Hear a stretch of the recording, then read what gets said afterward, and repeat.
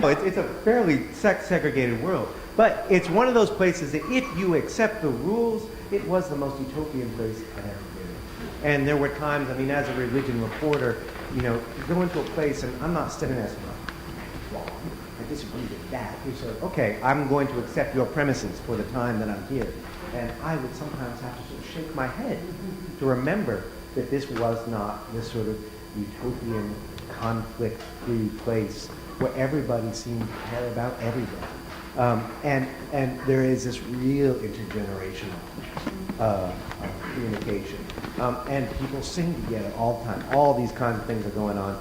But, you know, part of the way you shake your head and remember this is that intergenerational stuff, that's not just love, that is political strategy. And which is all right, but they're saying, look, we really gotta recruit young people. And for that reason, in fact, I've just actually been talking with a woman who was part of the family and is now no longer.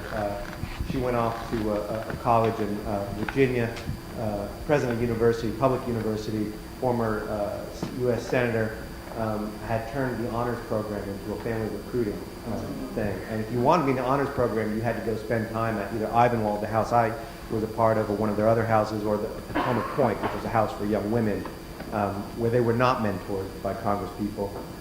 They made coffee for and clean the rooms of Congress people. And it was there.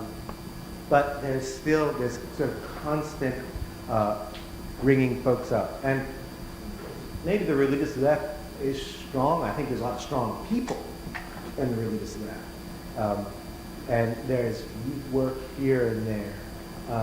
But there is not, I think, a community that is easily joined. And one of the things that you said tonight that most frightened me is when you said when InterVarsity was too liberal. If InterVarsity is our left end of the spectrum, we're in big, big trouble. InterVarsity is historically a sort of upper crust Christian right group. But there's InterVarsity, there's Campus Crusade, there's Young Life. Young Life, by the way, is also, Young Life is a big international youth movement for kids. And it's lots of fun, you know, if you want to do that. There's a movement now called Battle Cry. A guy named Ron Luce leads this thing, and he does these big stadium events, a couple events every year with big, like 70,000 stadium events, and then a lot more all over the country, 4,000. 3-day thing, lots of bands.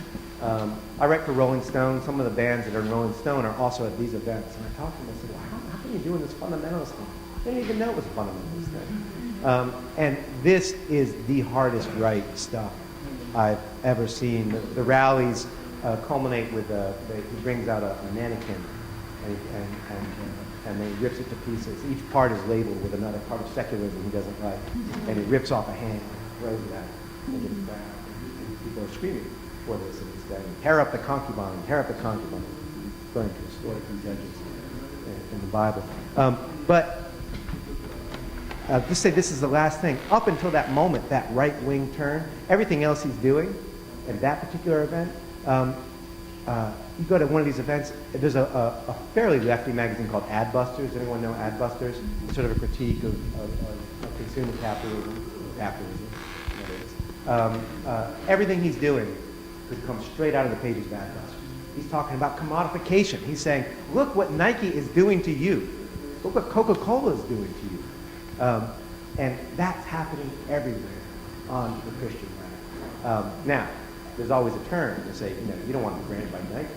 You want to be branded by God. They're still for branding. But it's that really just broad, slick, smart, beautiful, fun, intergenerational movement where people are enjoying spending time with all different age groups and so on. Left, I think,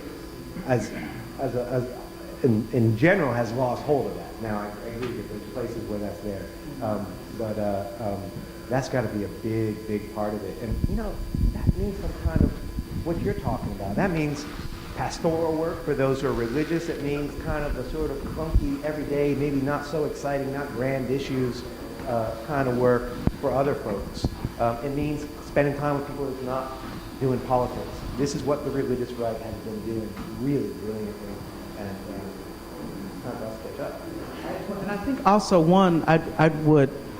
we won't exhaust it now, but I would want to know what are the measurements of strength is, even though small. Because there are movements where they were small, right, who had a lot more sustained victory. King has to leave the National Baptist Convention in 1958 with 2,000 other clergy and create what we call the Progressive Baptist Convention, because John H. Jackson, who is the black pope in Chicago, does not want SCLC, King's organization, to be an auxiliary of the National Baptist Convention. King really just wanted to link it to the church. So he leaves, and their pulpits he can't preach in, right? So they have to create another denomination. They're small, but they get victories.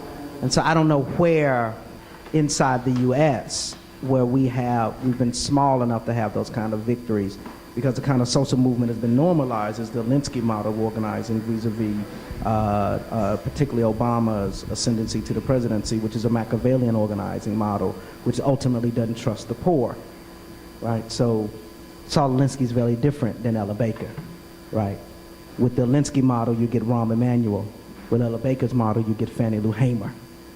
Two differently decided democratic beings, right? So it's a different form of organizing, right?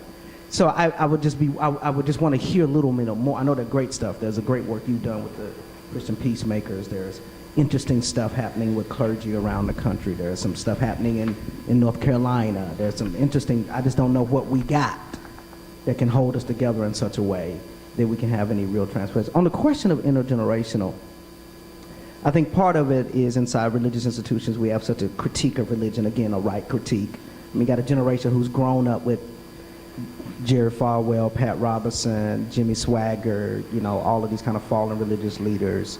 We live in a